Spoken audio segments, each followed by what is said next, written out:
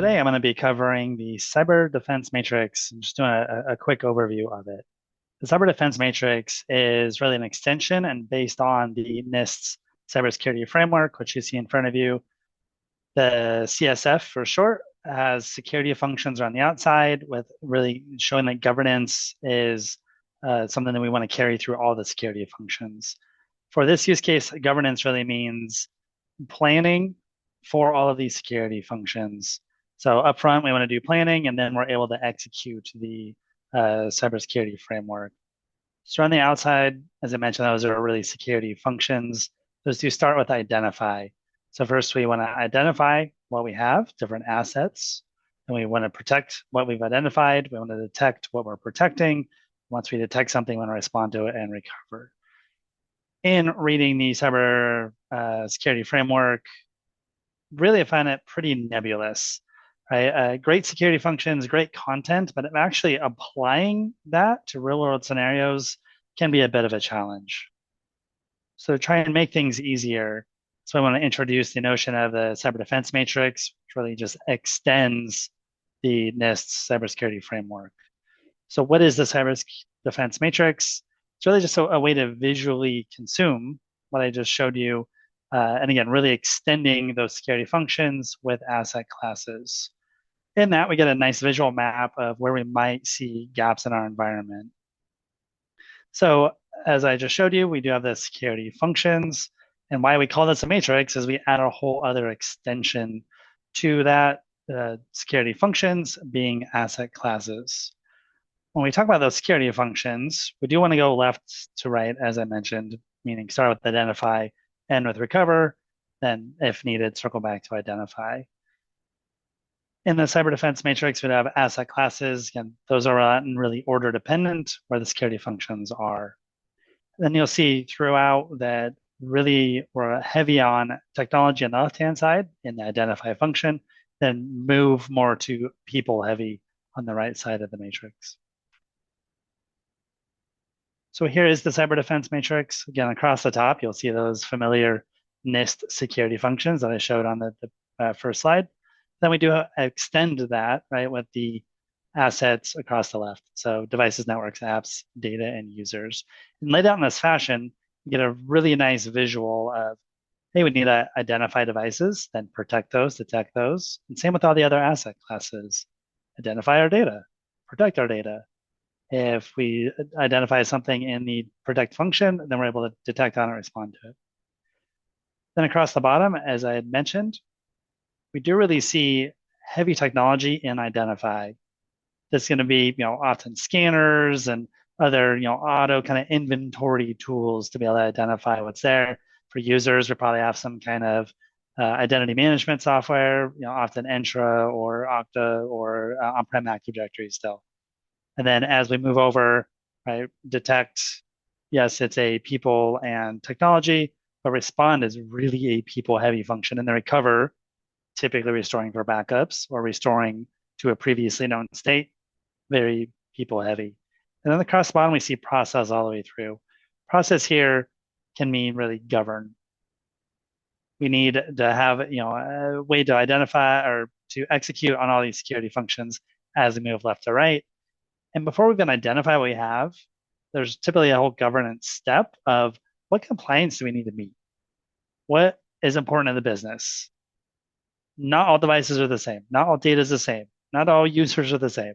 So do want to keep in mind as we're going into this that there's typically a whole other step to the left off of the matrix of just all that planning or really governance up front to be able to even know how to execute on the NIST framework and in turn the cyber defense matrix.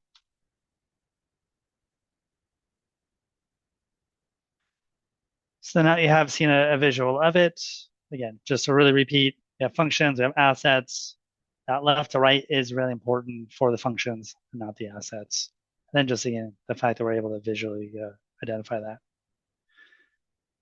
So to add some more context to those functions, identify is, as you'd expect, really need to understand what the assets are, but then also what the risks are. As I already mentioned, not all assets are the same, right? We need to be able to say, these assets are important, these assets are less important.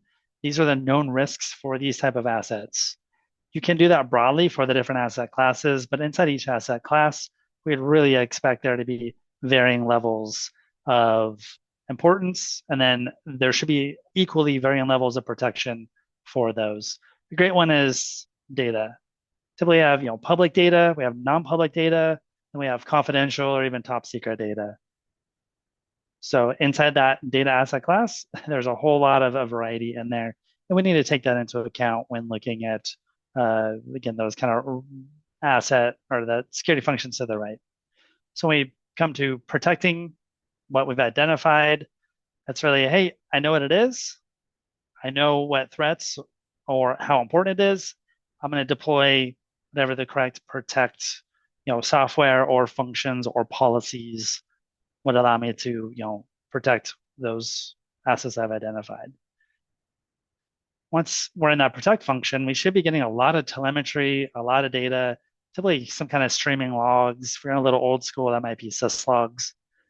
Those should really feed into something that allows me to surface all of those gathered logs, surface those alerts, surface any anomalies, and be able to say, hey, that asset is not acting as I'd expect, right? Something's either been triggered on the actual software, right, that we've deployed in that protect, or just general, syslogs or the logging or telemetry that have been generated in the protect function. In detect, as you saw, we are generally moving more people heavy at this point. Typically, detect is going to be some kind of SOC or someone that's consuming those alerts, a security analyst or someone in IT that can say, hey, that is normal. That's a false positive. That's something that we really need to take a look at. When we take a look at, now we are moved over to respond, right? Something did happen. We saw something in detect. Something isn't right. We need to go and then triage whatever triggered that alert. That could be, someone, trying to phish your users and then giving creds away, or someone brute forcing an asset, or malware being deployed, or there's a lot of things that would detect across all of those user classes or asset classes. And then finally recover. Once we've responded to it, we triaged it, there's no longer a threat, we do need to return the asset to whatever the previous working function was. For those assets, can we have those different asset types? As you saw in the matrix, we can very visually see for that asset type, we're going to have those different security functions. And just really understanding those asset types, again, can try and make sure that we align those for business priorities. As I mentioned, not all asset classes are the same across each asset class. And then inside each asset class, those assets should be really treated differently. So to add some concrete examples to actual assets in the real world that we'd expect, devices are going to be things that are physical, right? Our laptop servers, desktops. I do want to make sure that we're not thinking about these just physical. Any asset that we have, any of these devices are going to have some software already running on them from the vendor, or basic software that needs to be there for the device to function. It's really the operating system. We do think of the operating system and the device being one and the same. Again, you do see an application asset class, and it might be easy to say, hey, Windows is an application. Not exactly, right? We need Windows just for that device to really function, at least when we're talking about desktops and laptops and typically servers. Again, could be Linux, right? Could be something else. So we do really make that differentiation that, hey, a device is something physical, but it's also going to include any firmware OS that really just needed for basic functionality of that device. And then applications, depending on the application, maybe could be lumped into this too, depending on how your business wants to do that. Network might be easy to say, well, network is switches and firewalls. Well, switches and firewalls really are physical things that have their own firmware. Network in this use case is more, what's our communication channels sitting on top of those network devices? So our ports, protocols, again, I did call it DNS, BGP, VPNs, right? When we think about segmentation, we don't segment at the firewall level, right? We segment at the VLAN level, might be a good way to visualize that. Applications, these are going to be things running independent of the OS on top of typically the OS. When we do think about modern applications, typically there's going to be APIs involved, also going to follow the functions.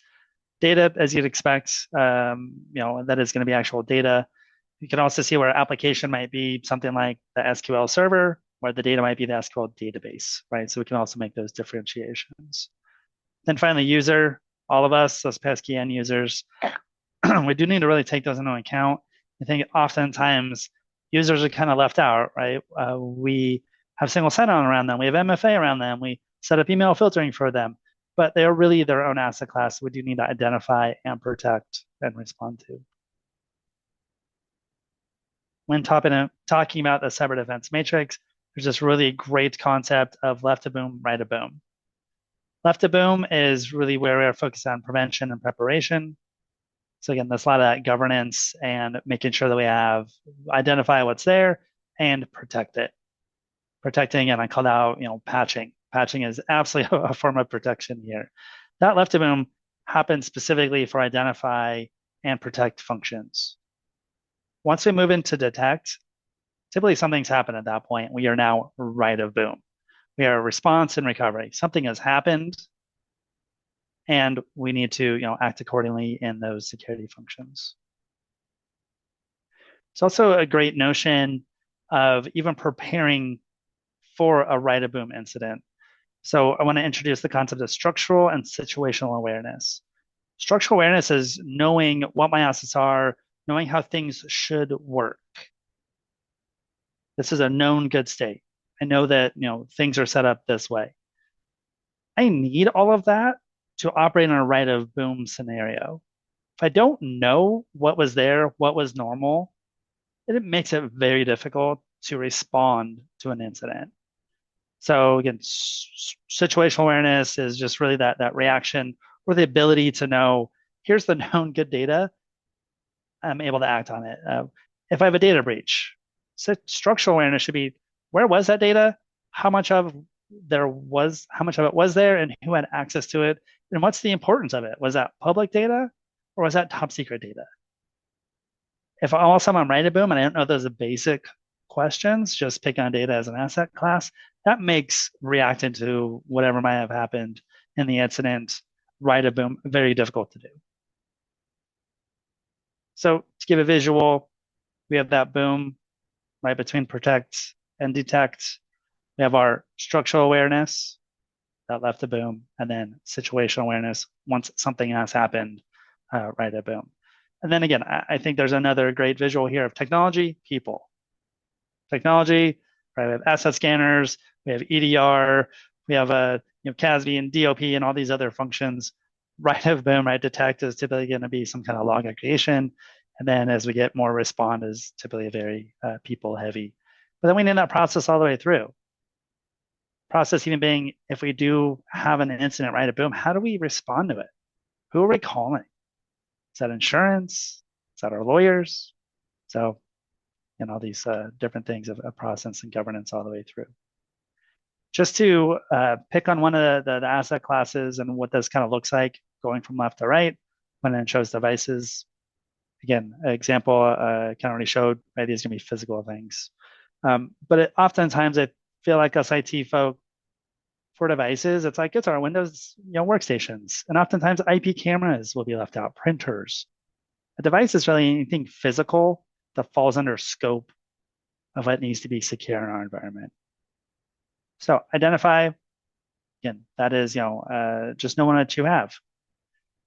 But we do want to be mature in this, right? I do see a lot of people identify means Excel spreadsheets, right? Yeah, I have an asset list. It's in this spreadsheet. Does that make sense for security? And does that really give you the structural awareness that you need, as an example? So identify is really, what do we have? There should be devices. Oftentimes applications will fall into this too. Protect can be a lot of different things, knowing that this asset class has a lot of variety. A lot of us will think, EDR, right? We had antivirus, now we have EDR, with moving to XDR. That's easy software that we're going to have on our fleet of computers. But a lot of times servers will be left out, especially Linux servers can be left out, printers, firewalls and switches. I can't load endpoint software on those. So we need to look at other things for those asset classes, like patch management, privilege management, right? Reducing attack surface is a form of protection. Who should even be able to touch this asset? That can also equate to attack surface. Then if we move into detect for these, we need logging and telemetry from all of these. If we have an agent on a company issued OS, that's typically fairly easy to get data from that. From other device classes, it might be syslog. Those should then all feed into something that's going to ideally correlate, weed out the noise, weed out false positives, and give actionable data to a human. Then typically another human will come in and respond to those, right? Isolate it, patch it, remove the threat, and then another human typically is recovering. That might be restoring from backup. For devices, typically it's just wiping it, starting over to a new known good state. So as an example of the device asset class through the security functions. I do want to skip up to the user one. I think users are, again, an asset class that often is overlooked or not totally thought about. I like these words, identify and user. These are often used interchangeably, right? They have an identity. User is really these humans. So I do want to make that very clear with identity. Everything in our environment really should have identity, especially when we start moving into more things like zero trust, right? Zero trust is really identity-based security posture. So just an example to leave it with you that, yes, we talked about devices, but all those devices really should have entities too. Then the user asset class I wanted to touch on.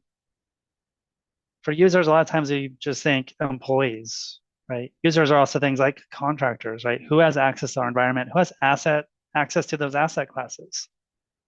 You need to take them into account, right? Customers, right? If we share things on SharePoint or whatever our file sharing, right?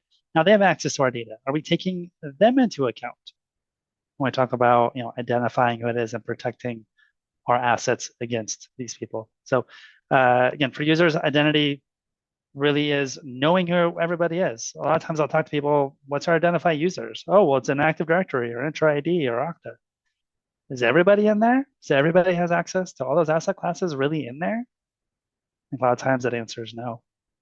How do we protect these users? MFA would be a great use of that. User security awareness training can also be part of this.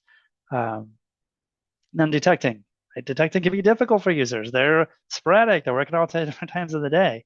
So we start getting into detecting for users as, hey, I got an alert from Entra or Active Directory of a brute force or wrong passwords. But we do not really start using it in behavior awareness. Is that normal for that user? I also need to track things like possible travel and logins. And then responding for users is often trying to revoke their access or force password resets. And then recovering can be a lot of things, maybe even termination, depending on what happened. All right, a few examples of squares here. I thought the phishing was very interesting. If you think about phishing as really user identify, phishing can help surface vulnerabilities that I need to then protect my users against. So you can think of phishing as identifying where users might be falling short, and then protecting them would be user awareness training, right? Watching videos. And then user detect, again, oftentimes are moving into that behavioral analytics. And another quick example that vuln scanning and pen testing will often lead to vuln scanning would be identify, pen testing would be then verifying that protection. And then finally detect. To talk about detect often means a SIEM, right? That log aggregation ability to surface these events. All right, now to put some real world examples to what these boxes might be. Again, these are really just examples. But for identify, again, typically asset management, some kind of vulnerability scanner is going to be really identify, right? What do I have and what threats do I need to protect there? And then protect often means some kind of endpoint management, patching, on network, often that is our security firewalls, right? And then as we move into detect, typically that's going to be a SIEM or managed detection and response. Again, this doesn't have to be in-house, and oftentimes it isn't in-house. So it can be managed detection, then detection can also borderline detection and response. A peer respond function is often IR incident response. A lot of our clients will have incident response retainers, or at least have a plan.